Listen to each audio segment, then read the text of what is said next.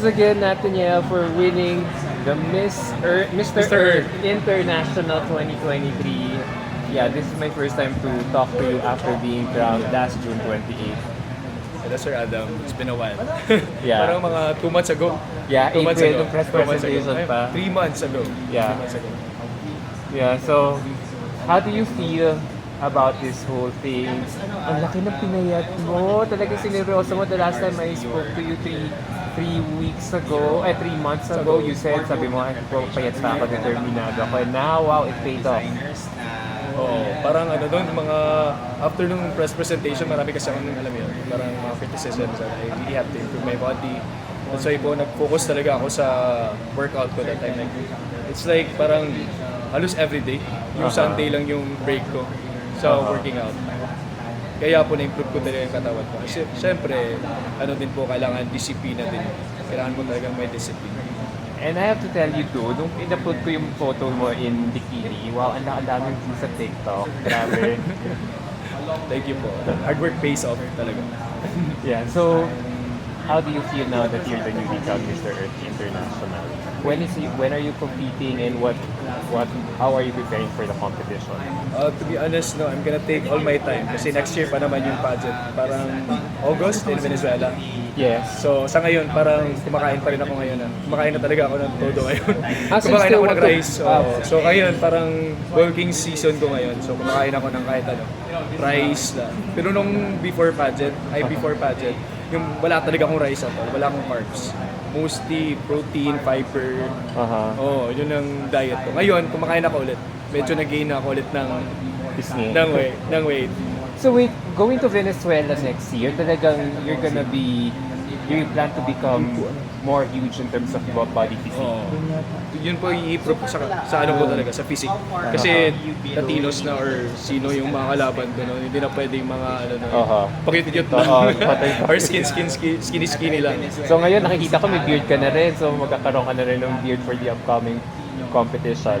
O parang siguro ibahin, medyo nare-retain po yung pag-charming look ng ano, para mag-stand out ako doon. Kasi yung iba, di ba, medyo ano, sa akin parang medyo, alam mo yun, parang opa-opa look. Parang may Asian representative doon sa international stage. So can you tell us more about your competition? Kasi it's my first time to hear about your competition, Mr. Earth International. Is this the first time that our country is joining such pageant? So di po second representative ako. Yung first natin representative is si Mark. Nathaniel. So he will be competing this year and I'll be competing next year pa. So parang second year yata po. So you have more than 1 year to prepare for this? Yes, I have more than 1 year. So kasi si Mark magko-compete pa This year, in Venezuela. Kasi Ako the next year benefit pa. of observing his competition. So siguro mas advantage sa akin, makikita kung paano laruin yung pageant doon before ako nakasasala. Pero alam mo, believe na believe ako sa'yo, Azur. Tsaka alam mo, aminin ko sa'yo, super hard. Hindi naman ako heartbroken, pero kasi, syempre, alam naman natin na ang mga Cebuano mga galing sa Q&A. And when you answered your final Q&A, I thought you had a chance to win Mr. International. But then, you got crowned as Mr. Earth International. And na-realize ko, oo nga, baka naman kaya kinoronahan si Nathaniel kasi bagay sa profession niya. May mining background, tapos Taking my academician pa, taking a master's degree. So, you were meant for this title to win. Actually po, to be honest, yung pinaka-title ko na na-aim is the Mr. International. Pero yung habang tumatagal yung pageant, journey ko, so parang hearing the stories of my co-candidates, yung mga brothers ko na ngayon, parang I let fate decide na kung anong ibibigay sa akin. Parang gano'n na po. So hindi na masyadong stiff ako during the competition. Ano yung parang happy lang ako kung ano yung pwede kong matanggap. Parang gano'n na ako. Kasi yung first season ko, na-mention ko sa first video to, is about my mom. But it becomes a shared dream. At ngayon, gusto ko na din i-boost yung campaign ko. Especially on my advocacy, which is sustainable development goals. So sa ngayon, kasi Mr. Earth International, I want to focus more on the preservation of the natural resources. Pero dapat kasama pa rin yung quality education. Kasi doon ko mapopromote yung advocacy ko mas ma-intensify ko through education. To raising those awareness sa mga issues or mga problems na hinaharap ng country with regards to the environment. So now that I'm glad you mentioned about the environment or even yung education situation natin sa bansa natin. How do you feel about tatanungin ako ito na medyo Q&A lang. How do you Okay. feel about the education deficit that was accumulated during this time of the pandemic? Do you think we can overcome it? Actually,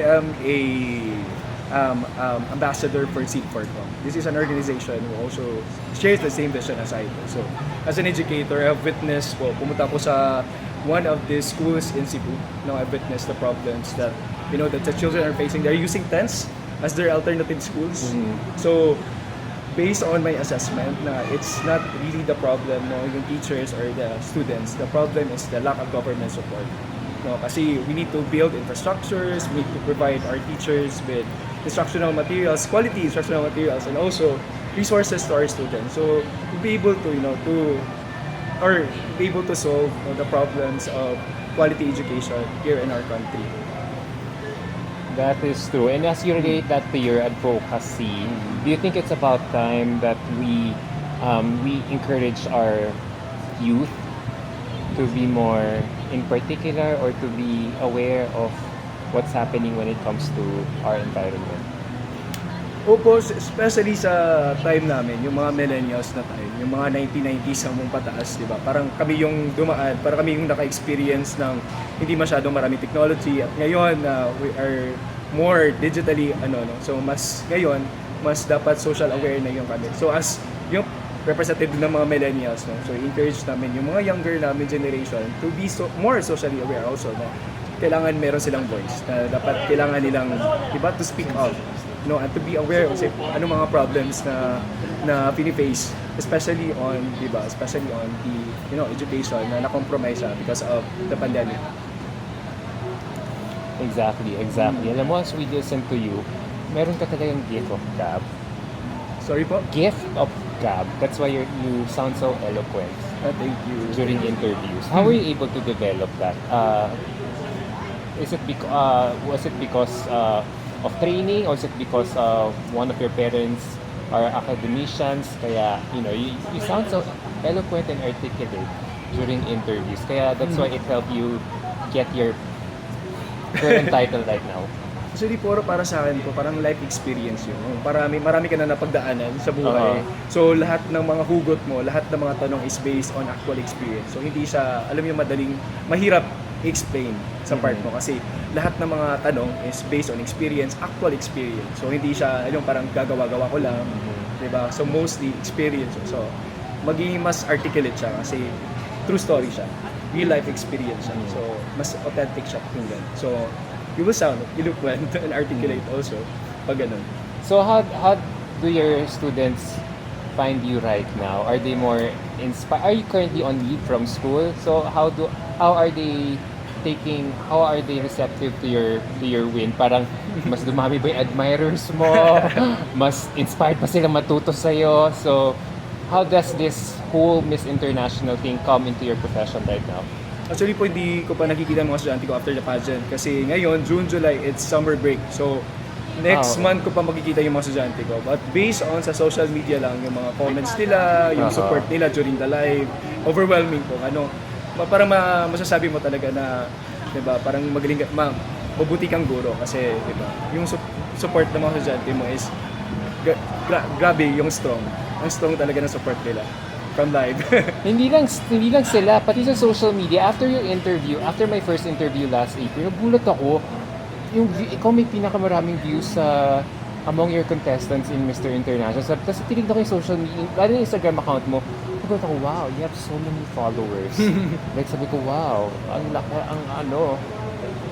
do you think social media can really help you with your campaign now that you're a title holder here in Mr. International Philippines?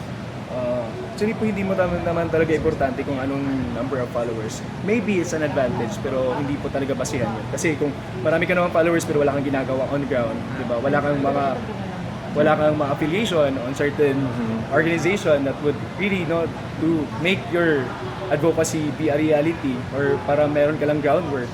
So hindi pa rin maging bearing yung number of followers mo. Kasi hindi naman lahat ng followers ko is an advocate for the same advocacy as I do. So, siguro advantage lang po siya kasi pwede kang makagain ng fans, maraming makakita, maraming reach. Para in terms of funding, but on the groundwork, ikaw mismo ang gagawa nun.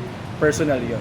Personal choice. And speaking of that, how can you encourage your followers to look at you past your looks and pay more attention to support your advocacy kung ano yung mga pinaglalaban mo sa buhay? Kasi yun ang mission mo with this title. Actually before parang low-key lang yung pag-promote ko sa advocacy ko parang nasa lang siya, groundwork na siya. Most of my photos with regards to my advocacy are shared photos, no photos from my students, photos from the organization, but not directly on my social media. Parang most of my pictures sa social media is me traveling, yung mga ganun lang po. Kasi parang gusto ko ang word of mouth nun from organization mismo ang nag-share ng photos. I don't wanna sound parang, or I don't wanna look na parang ginagawa ko lang to for the pageant. Yes. So ayokong ganun ang ganun. So ngayon siguro, para mas intensify, then I will use my own social media to educate, diba? Parang may short education. Kaya nga kung nakita nyo, may video ako on my advocacy, sharing my advocacy on the tree. No, makita kung paano yun. Parang kinurate lang, parang pina-fix it. But wearing the Mr. Earth International na so ngayon, i-focus ko lang muna siya sa environment ng advocacy ko para fit siya. Sana mabigyan ka rin ng chance to speak in a lot of environmentally related seminars being organized by our government agencies or even your own LGUs. Kasi naalala ngayon na si Yana Aduana is currently in New York. Currently attending the UN summit to talk about some environmental issues in New York. So nakaka-impress. So sana I am also hoping for the same thing to you. Lalo na ikaw pa, professor ka, you know a lot of things about the environment. Diba? So sana yun ang pangarap ko sa'yo with your reign this year. Looking forward po. Ngayon po kasi parang kaka-introduce na sa akin as an ambassador for SEED4Com. Ito pong Sustainable Energy and Enterprise Development. This is under United Nations po. So may mga possibilities talaga na I can talk about the environmental protection ng marine, ang mga specific biodiversity laws, mga ganun po. So looking forward po ako doon yung after dito. So pagdating ko po dito July 10, hanggang sunod-sunod po talaga yung mga guesting sa news, mga photoshoot. Hanggang ngayon, press con. Sunod-sunod. Media tour. Oo. Siguro pag medyo bakante na siya, gusto ko nang focus sa advocacy ko na yun. So as my last question, alam mo, sobrang napapabilib mo kami. Ako talaga, isa sa mga reasons, isa sa mga reasons bakit ako excited mag-cover ng Mr. International. I'm not really into male pageants, pero nung na-interview kita nung press presentation, parang nabuhay ako ng loob. Siya, ang galing niya magsalita. So ngayon, what can we look for? Apart, mamaning question na yun. Ano kaya sa tingin mo ang iniisip ng mom mo from heaven right now, looking at how you have been so successful in pageantry so far, apart from your chosen profession? Alam mo yung before ako parang di ba may appreciation post tayo. Sa talaga yung pinaka-una ko doon sa appreciation. In Bisaya yun, na wala na ko yung utang nimo. Na it's like I've already fulfilled your dream, which becomes a shared dream. Pero kasi lahat ng kung ano ang meron ngayon, kasi hindi ko maaabot to or hindi ko ma-achieve to without her. So everything I am now, I owe it to her. So, love you siya, sinasalamat. Baka maiyak na naman ako dito. Ayaw ko nang matili-ay. Pero for sure, he's so happy. So, that's my last question. What can we look forward from you with your reign? I'm really excited. Pakiligin, pa-excited mo kami kung anong dapat namin abangan sa'yo in the next 12 months.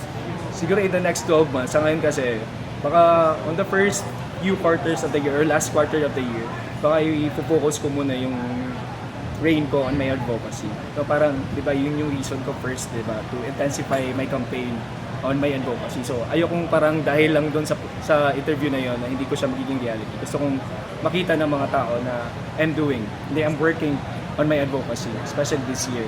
The next year, I'm gonna focus on improving my physique na para ready na makipagbardagulan sa mga Next year pa? Bakit next year pa? Hindi pa ngayon? Merong mga like hindi ko lang siya masyadong ipe-pressure sa sarili ko na I have to be like this, like that, parang ganun. So medyo gusto ko muna kalmahan ko muna ngayon. Baka next year kasi malayo, parang ayokong patayin yung sarili ko like what I did during my preparation during the national pageant. Time management. Oo. Sige.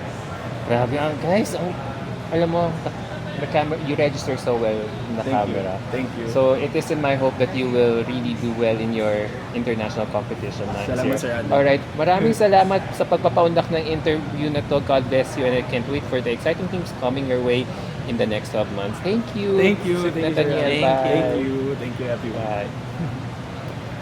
Thumbnail photo lang ako.